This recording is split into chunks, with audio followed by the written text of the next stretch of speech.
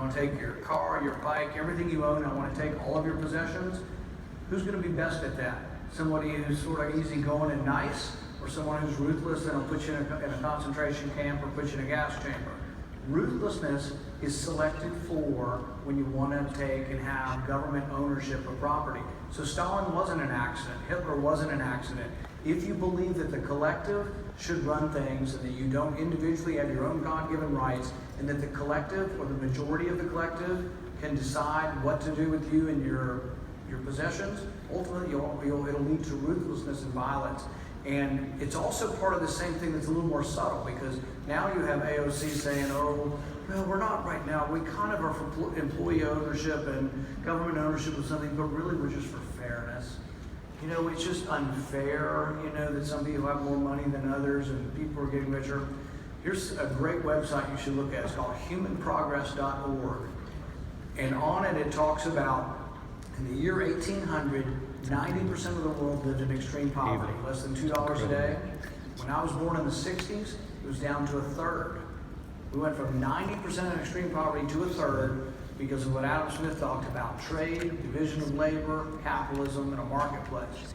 Now, I'm 56 years old. We've gone from a third of the people in extreme poverty to less than 10%. The world's getting better everywhere around us. And if you visit Human Progress, you'll find information such as the world has never been greener, believe it or not, and this is something that the media will never report to you. The air has never been cleaner. These are EPA statistics. They measure 6 pollutants. Every one of them are at their lowest level they've been in 70 years.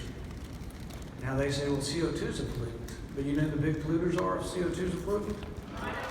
All you breathers out there, if you quit breathing, we wouldn't have so much CO2. That's why, and these people are nuts. These people are completely crazy. There's a woman up in Canada, and she wants to have a planetary law, whatever the heck that is, a planetary law of 1 child per person because we got too many breathers. Too many people breathing, too many cows, too many people.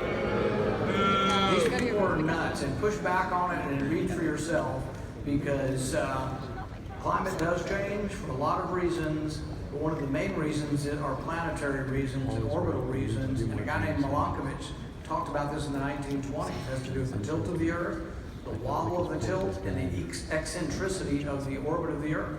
There are explanations for a lot of this, but in all likelihood, we're going to be entering a cooling stage as we have for the last several million years. Well, isn't it amazing, Senator? I wish I could advocate for something that is impossible to prove in the scientific method, but no matter what happens, it proves your thesis, because your thesis is unpredictability. Right. So things get hotter, it proves your thesis. Things get colder, because they say there's just change happening. The thing that's so backwards about it is they try to beat you up with a consensus. All scientists, 97% of all scientists. 97% of scientists. Who's heard this before? Right. Yeah. Okay, so talk about that, Senator. Well, here's the problem with it is, it defies the scientific method. The scientific method is to be skeptical. Einstein was skeptical of Newton. Newton was skeptical of Copernicus and Galileo. Science is built upon skepticism. You're always trying to refute or prove something through experimentation. So for them to say CO2 might be causing global warming, I'm not going to say it isn't, but here's what they need to prove. The world has warmed and cooled over 100,000 year cycles for many millions of years. On average, we're cold for about 80,000 years, and we're warm for about 10 or 20,000 years. We're somewhere in that now. But let's say it's been getting warmer for 40 years. What is 40 years divided into 100,000? It's a very small number. So is it enough of a statistical sample to make projections on 100,000 years what's going to happen? No, you can have a curve that's coming down and takes a little blip up. But the bottom line is, consensus is not what science is about.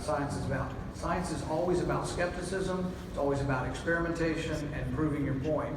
And there's a lot of contradictory. There's a plaque up in one of these parks near a glacier saying, "Come and see it now because it'll be gone by 2020." They're having to take the plaque down now because the glacier's bigger. You know, I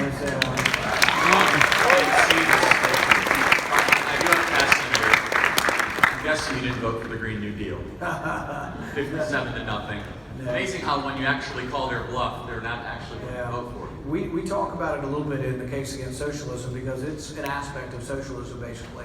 And if you look through the global warming alarmists and you read their comments, a lot of them will ultimately say, we have several of these quotes in the book where they say, well, it's not really all about global warming, it's really about redistributing the wealth.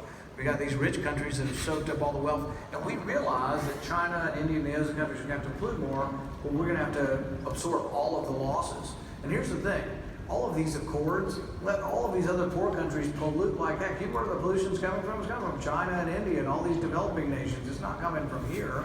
In fact, even if you are concerned with the carbon footprint, ours is going down. And the thing is that they want us to absorb it though because they think we're too rich and we need to transfer our wealth to those other countries.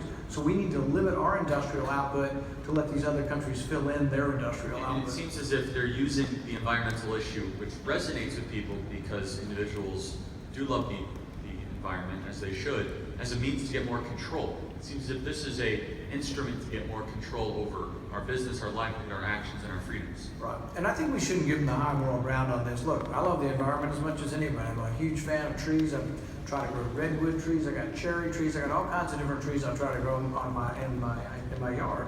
And the thing is that I like the term crunchy common. You know, can you not be for the environment and be conservative at the same time? And it seems as if the left makes it seem as if they're the only ones that care about the environment. So kind of going back to one of the things you talked about earlier in foreign policy, you introduced a bill recently, last couple